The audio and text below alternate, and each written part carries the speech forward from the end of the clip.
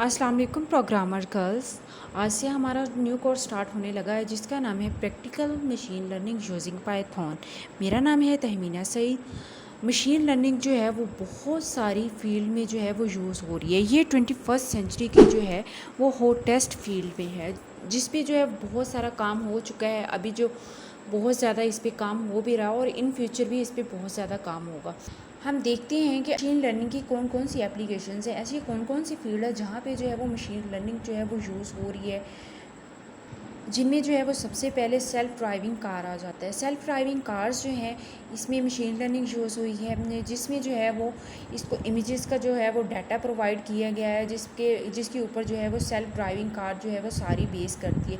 Images data में वो ही सारी जो है डाटा प्रोवाइड किया गया है, जिसको जो है अगर कोई ह्यूमन्स गाड़ी चलाए, कोई इंसान गाड़ी चलाए तो वो अपने ज़हन में रखता है, जैसे कि आगे कोई अगर पर्सन है या ट्रैफिक सिग्नल्स हैं या कोई और गाड़ी है, तो वही जो है डाटा सेट वो इसको जो है इनके मॉडल्स को प्रोवाइड कर दिया जाता है, जिनकी बेस पर जो है वो सेल्फ ड्राइविंग कार बनाई जाती है। उसके बाद जो है मशीन लर्निंग साइबर सिक्योरिटी में भी यूज़ होती है। बहुत सारे क्लाउड सर्विस प्रोवाइडर जो हैं वो मशीन लर्निंग को यूज़ करते हैं, जैसे कि IBM, अमेज़ॉन। तो ये अपना जो है वो डाटा को प्रोटेक्ट करने के लिए जो है उसको अटैक से बचाने के लिए जो है वो मशीन लर्निंग यूज़ करते हैं। उसके अलावा स्टॉक मार्केट ट्रेडिंग में भी जो है वो मशीन लर्निंग यूज़ होती है।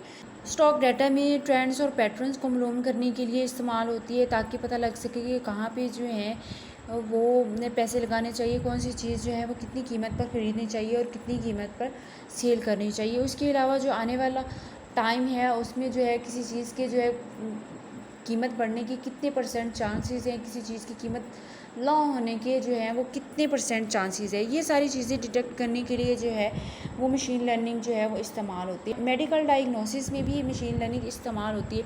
इसका जो है बहुत ज़्यादा जो यूज़ है वो कैंसर को डिटेक्ट करने के लिए यूज़ होता है। वो जगह जहाँ पे ये ट्यूमर है, इसका जो है वो एक्सरे स्कैन लेकर जो है वो बीमारी का पता लगाया जा सकता है।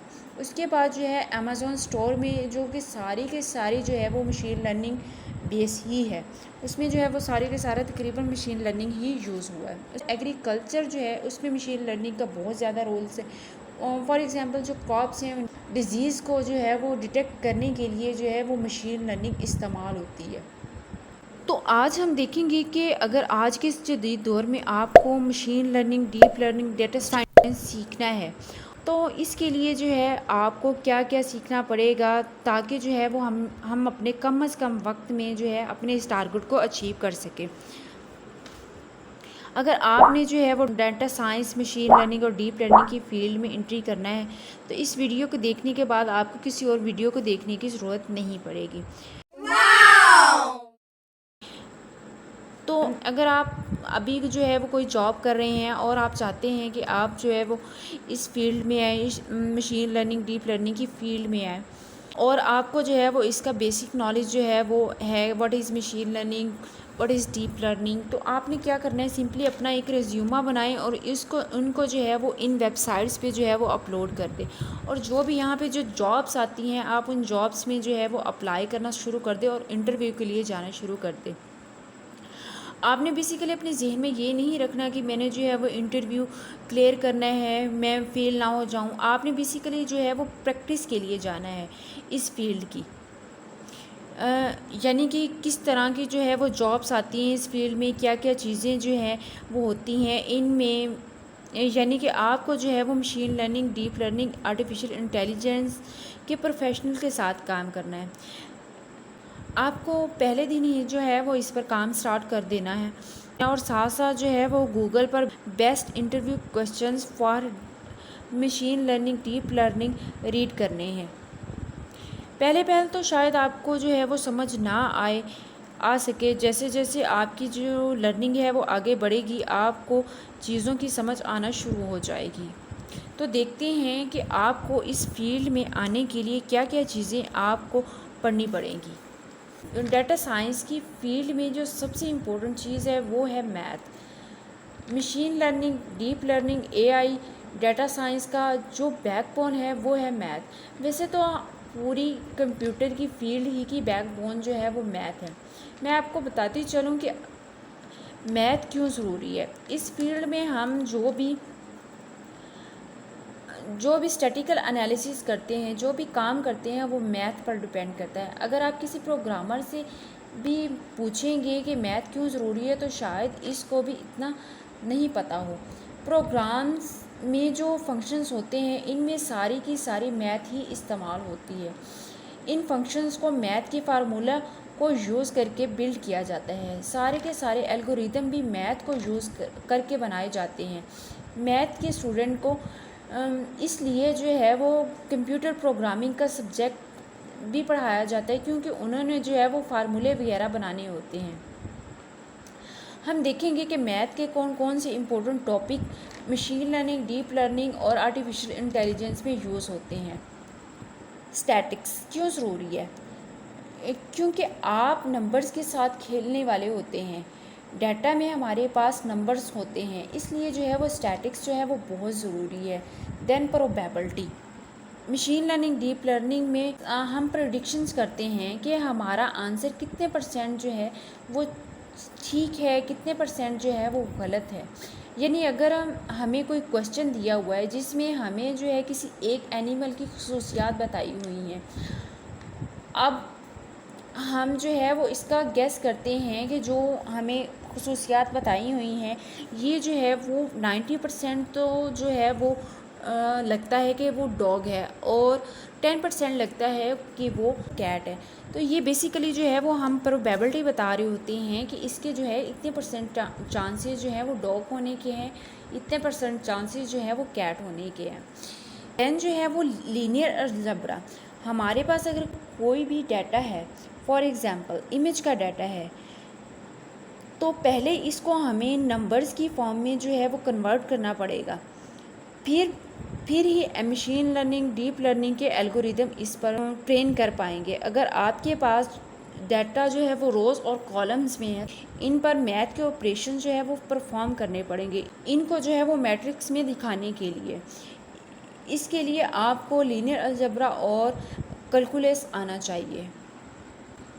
अब आप सोच रहे होंगे कि ये तो स्टैटिस्टिक प्रोबेबिलिटी, ये तो काफ़ी लंबा टॉपिक हो जाता है। हमने जो है अपनी डाटा साइंस की फील्ड के लिए इन सब में से जो है वो कौन सा जो है वो टॉपिक्स करने हैं, कौन कौन सा जो है हमारे काम की चीज़ें हैं। हमने जो अपनी फील्ड के लिए काम करना है वो हमारे पास डिस्क्रिप्टिव स्टैटिस्टिक, डिफरेंशिएट स्टैटिस्टिक और देन जो है वो एसोसिएटिव स्टैटिस्टिक है। इनकी जो है वो फर्दर टाइप है जो कि हम आगे डिस्कस करते हैं। डिस्क्रिप्टिव स्टैटिस्टिक को फर्दर जो है वो 6 टाइप में जो है वो डिवाइड किया गया है। अगर आपने अपने डाटा सेट में जो है वो मेजरमेंट ऑफ सेंट्रल वैल्यू की करनी है तो देन जो है वो आप मीडियन, मीन और मॉड को यूज़ कर सकते हैं। अगर आपने मेजरमेंट ऑफ स्प्लिट करनी है देन आप रेंज, स्टैंडर्ड डेविएशंस, वेरिएबल्स और इंटर क्वार्टाइल रेंज जो है इसको यूज़ कर सकते हैं। देन मेजरमेंट ऑफ शेप्स के लिए जो है कुर्तोसिस और स्क्यूनेस की जो है वो फार्मूले यूज़ कर सकते हैं।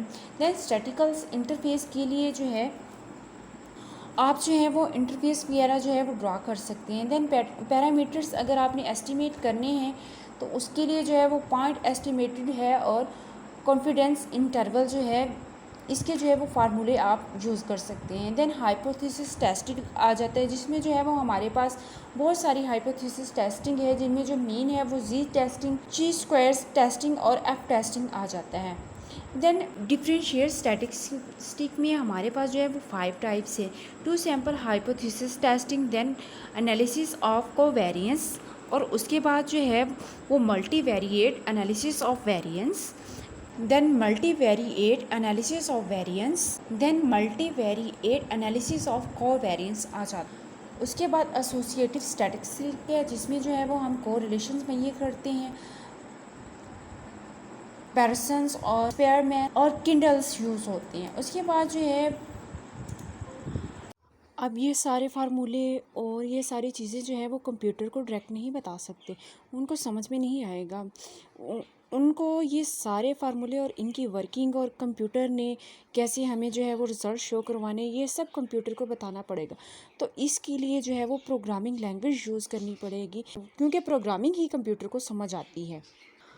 अब तक जो टोटल हमारी दुनिया में वर्ल्ड वाइड जो है वो प्रोग्रामिंग लैंग्वेज है वो एस्टिमेटेड अबाउट 8,945 हैं, जिनमें जो है वो सबसे ज़्यादा जो यूज़ होती है वो हमारे पास C++, जावा, C#, स्विफ्ट, ये लैंग्वेजेस हैं। पाइथन हो गई।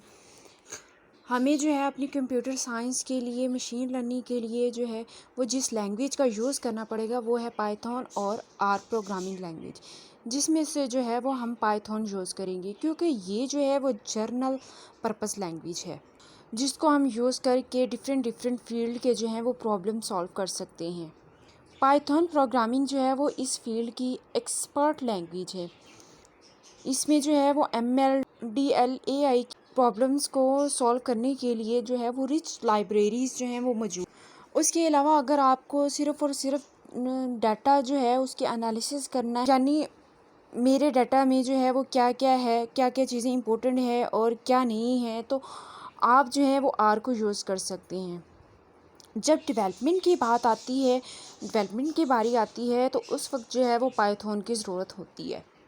पाइथन में जो है वो रिच लाइब्रेरीज़ जो है वो मौजूद है। अब हमारा जो आर्टिफिशियल इंटेलिजेंस है, डीप लर्निंग है, मशीन लर्निंग है, इनमें जो है वो सबसे ज़्यादा हमारा किन लाइब्रेरीज से जो है वो वास्ता पड़ता है, हम उनको देखेंगे जो हमारे फील्ड के लिए इम्पोर्टेंट है। इनमें जो है नमपाई जो है वो न्यूमेरिकल्स प्रॉब्लम को सॉल्व करने के लिए यूज़ होती है, यानी कि जो है हमारे पास लीनियर अलजेब्रा और कैलकुलस, जिसमें जो है मैट्रिक्स वगैरह शामिल होता है, उन चीज़ों को जो है वो सॉल्व करने के लिए यूज़ होती है। उसके बाद जो है वो हमारे पास पंडास है।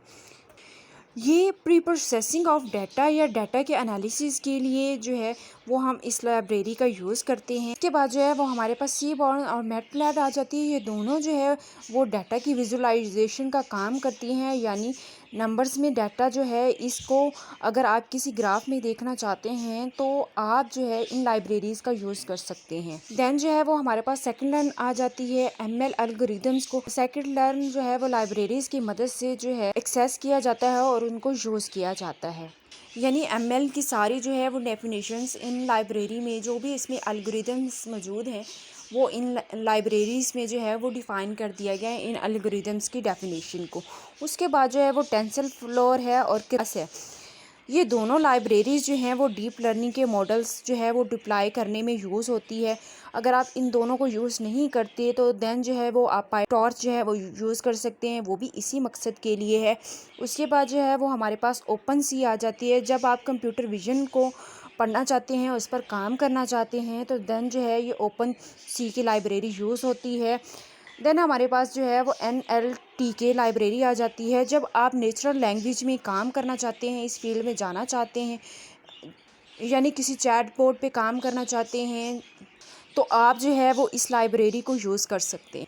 देन हम देखेंगे टूल्स एंड सॉफ्टवेयर, जो कि हमारी जो फील्ड है मशीन लर्निंग, डीप लर्निंग, उसमें कौन कौन से यूज़ होते हैं। हम सबसे पहले जो है वो डाटा साइंस के बारे में जो है वो देखेंगे। डाटा साइंस में जो है वो बेसिकली हम एनालिसिस ऑफ डाटा करते हैं, तो उसमें जो है टैबल्यू बहुत इंपॉर्टेंट है। ये डाटा की विजुअलाइजेशन के लिए जो है एक सॉफ्टवेयर है, जिसमें जो है वो डाटा को जो है वो ग्राफ की फॉर्म में जो है वो देखा जाता है। उसके बाद जो है वो MS एक्सेल्स भी बहुत इम्पोर्टेंट है। अगर आप ऐसे अपने डाटा को जो है वो देखना चाहते हैं तो इसके लिए जो है तो इसके लिए भी जो है वो आपको इसका जो है वो थोड़ा बहुत यूज़ करना आना चाहिए। देन जो है वो SQL टूल है। अगर आपने जो है वो कोई ऐप बनाई है ML की, आपने जो है वो डाटा जो है वो पुल करना होगा डेटाबेस में या कलेक्ट करना होगा डेटाबेस, तो आपको जो है इसके लिए जो है SQL आनी चाहिए, इसका यूज़ करना आना चाहिए और बेसिक जो है वो ना हो। देन जो है हम देखेंगे कि आप जो है वो मशीन लर्निंग का काम किन किन टूल्स पे, किन किन जो है वो फ्रेमवर्क पे जो है वो कर सकते हैं। हमारे पास जो है अलॉट ऑफ जो है वो टूल्स मशीन लर्निंग की जो है वो प्रॉब्लम को सॉल्व करने के लिए, प्रोग्रामिंग करने के लिए जो है वो अवेलेबल है। सबसे पहले जो है वो हमारे पास है जुपिटर नोटबुक। इसका यूज़ बहुत ज़्यादा होता है और इसके बेनिफिट्स भी बहुत हैं, लेकिन इसमें ये है कि आपके पास जो है वो टाइम लिमिट दिया जाता है 1 आवर का, जिसमें जो है अगर आप मुसलसल काम ना करें तो आपका जो डाटा है वो एक्सपायर हो जाता है, आपको री अपलोड करना पड़ता है, उसको रिफ़्रेश करना पड़ता है। देन जो है वो कागल जो है वो बेस्ट टूल है।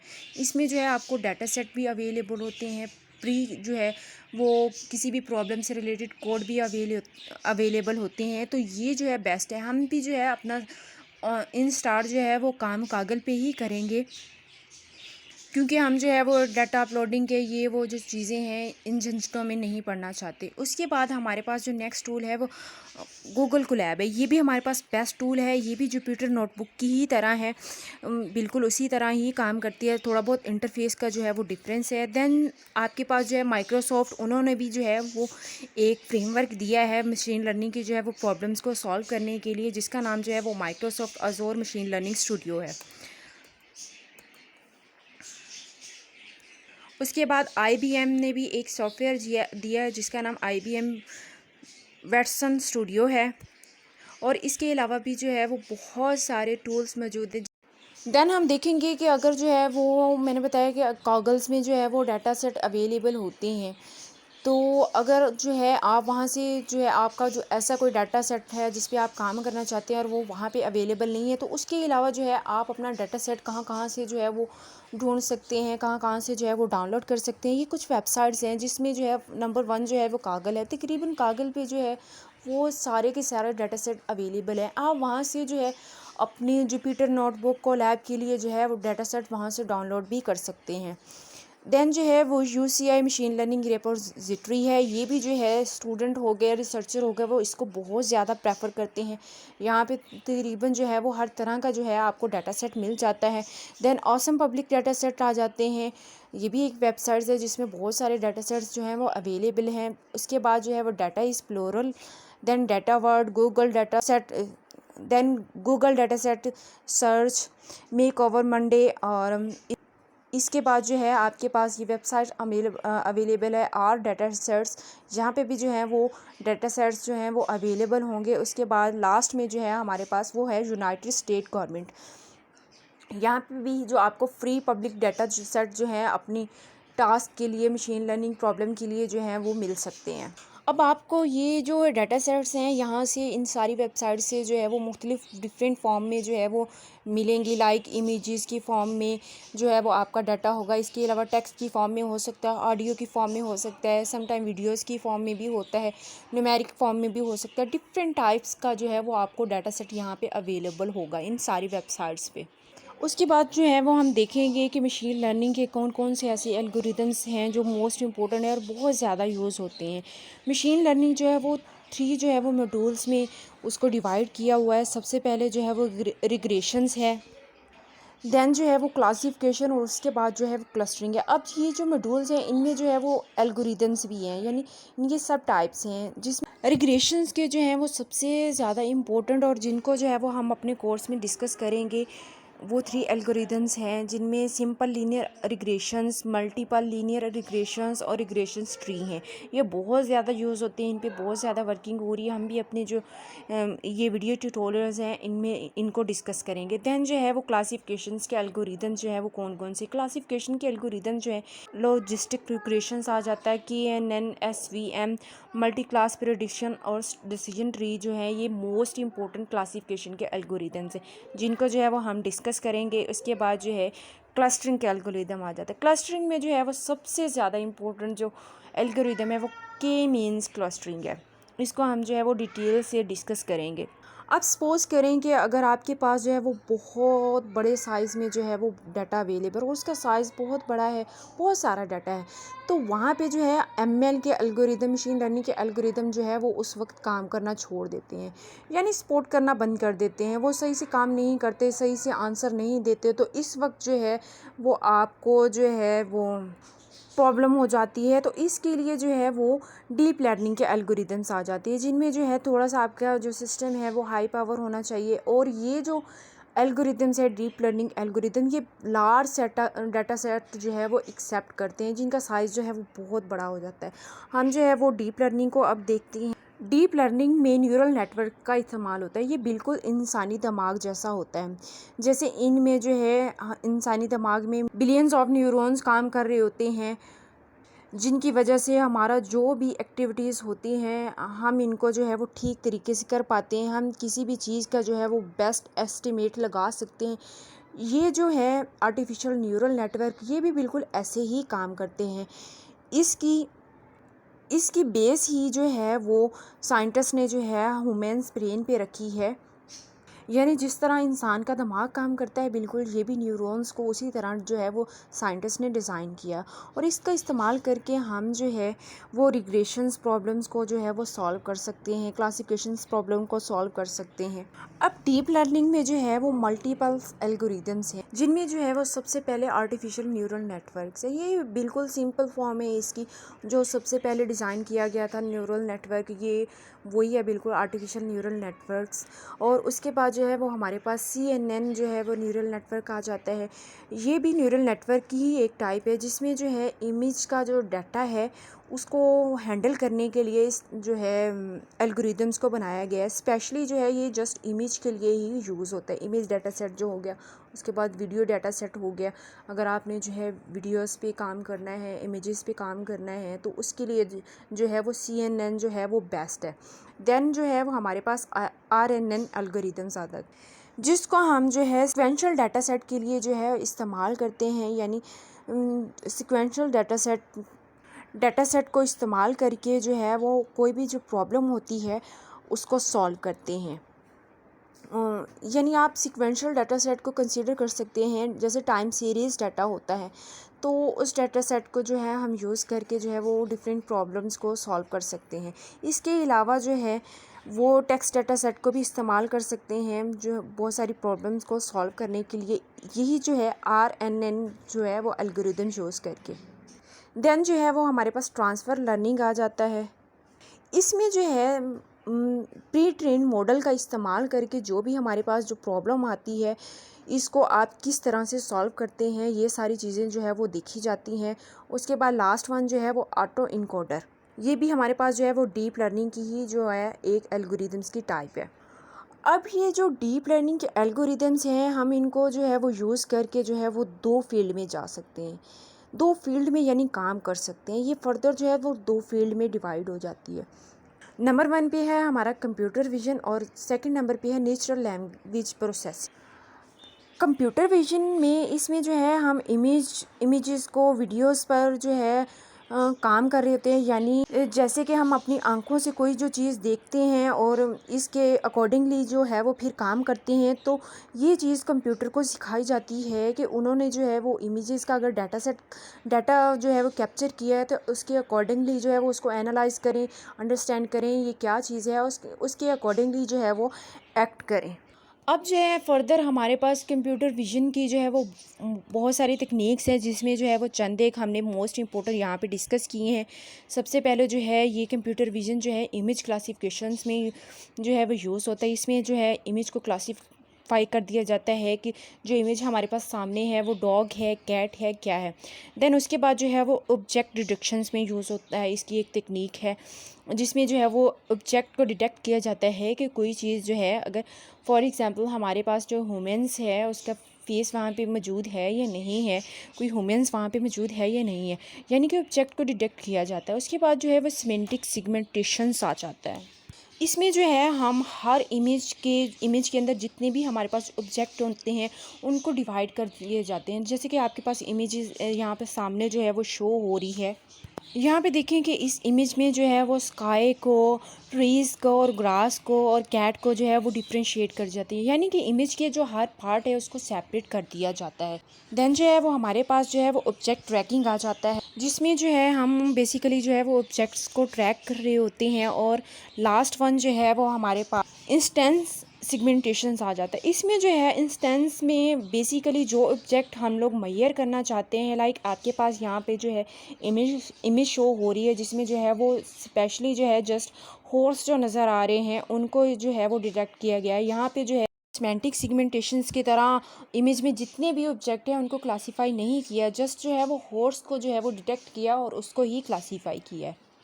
अब ये सारी तकनीक्स हो गई। फर्दर जो है वो हम कंप्यूटर विज़न मॉडल्स के जो है वो एल्गोरिदम्स देखेंगे। इसमें जो है कौन कौन से हम जो है इन सारे जो तकनीक्स के लिए एल्गोरिदम्स जो है वो यूज़ कर सकते हैं। सबसे पहले जो है और मोस्ट इम्पोर्टेंट जो कि बहुत ज़्यादा यूज़ होता है वो है CNN। उसके बाद है वो एलेक्सनेट, रेस्टनेट, इंसेप्शंस और VGG16। देन जो है वो हमारे पास RCNN, fast RCNN, faster RCNN।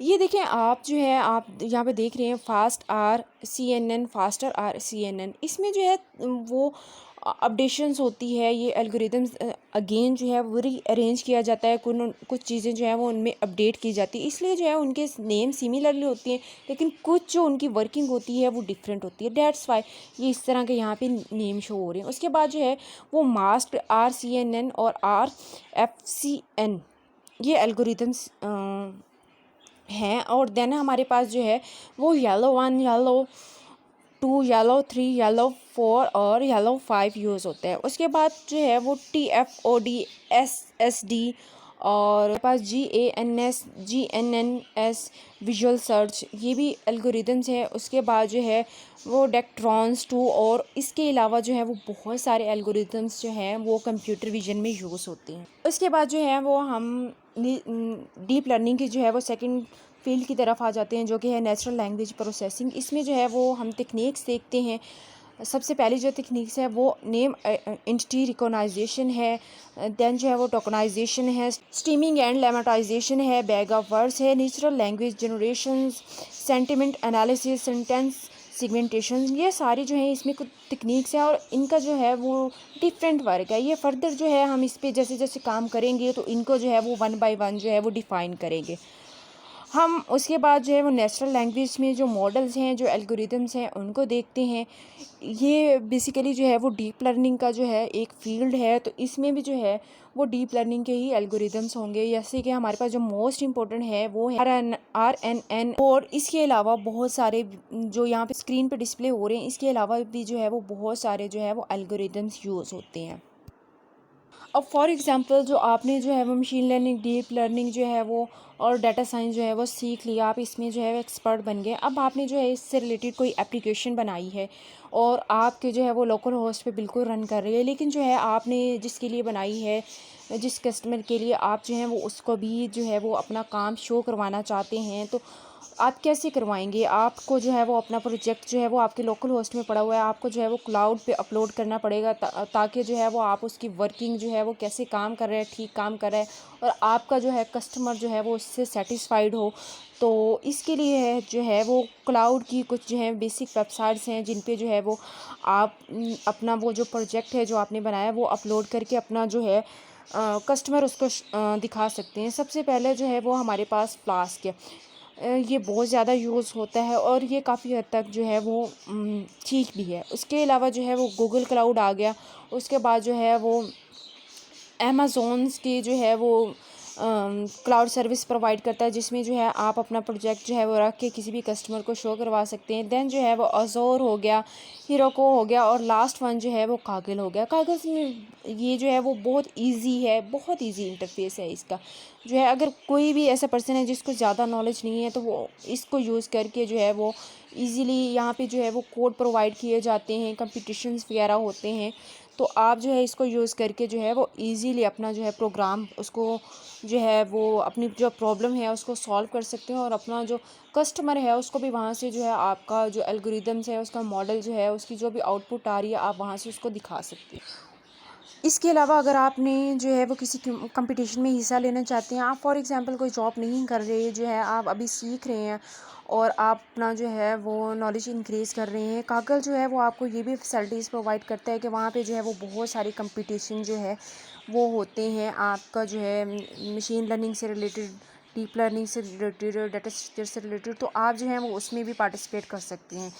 Kagal जो है वो इसके लिए बेस्ट है। वहाँ आपको जो है वो डिफरेंट चैलेंजेस दिए जाते हैं जिसको जो है आपने विन करना होता है और ये इसके लिए जो है वो आपको प्राइज़ रिवार्ड भी मिलता है।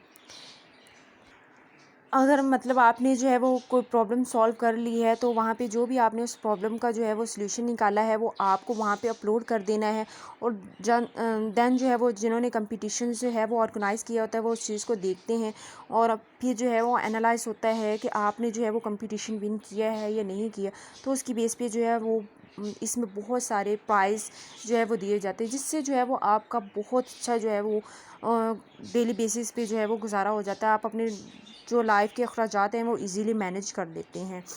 उसके बाद अगर जो है आपने किसी कंपटीशन में जो है वो पार्टिसिपेट किया लेकिन जो है वो आप विन नहीं कर सकते, तो आपको डिसहार्ट होने की ज़रूरत नहीं है। फॉर एग्ज़ाम्पल अगर जो है आप कल किसी जॉब के लिए जाते हैं तो वहाँ पे जो कंपटीशन होता है उसमें जो है वो आपको बैच मिल रहे होते हैं, यानी वहाँ पे जो है आपको रैंक मिल रहे होते हैं। तो वो अगर आप जो है वो प्रॉब्लम का सलूशन ठीक नहीं दिया लेकिन आपने दिया है तो आपको जो है सेकंड जो है 11th रैंक मिल गया, 20 रैंक मिल गया। तो आप जो है किसी जॉब के लिए इंटरव्यू के लिए जाते हैं तो आप वहाँ पे जाके जो है वो अपना उसका रेफरेंस दे सकते हैं और इसके लिए जो है आपका जो जॉब के जो है वो चांसेस जो है वो इंक्रीज़ हो जाते हैं।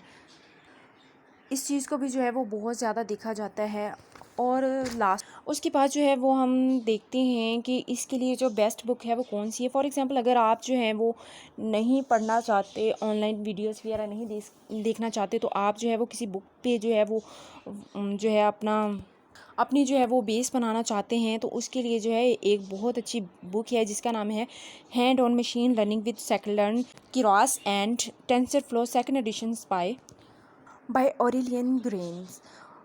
ये जो बुक है ये बेस्ट है उन लोगों के लिए जो वीडियोस वगैरह जो है वो नहीं देखना चाहते। उसके अलावा स्टूडेंट्स, अगर जो है आपको किसी तरह का कोई भी बात समझ नहीं हो, आप कमेंट बॉक्स में ज़रूर उसको मेंशन किया करें। हम जो है आप लोगों के लिए ही वीडियो बनाते हैं, तो हमारा मकसद ही आप लोगों के लिए वीडियोस बनाना है। तो आपकी तरफ से जो हमें सपोर्ट मिलती है वो है आप जो है हमें हमारी वीडियोस जो हैं वो लाइक करें, शेयर करें और इसके अलावा जो है वो सब्सक्राइब करना मत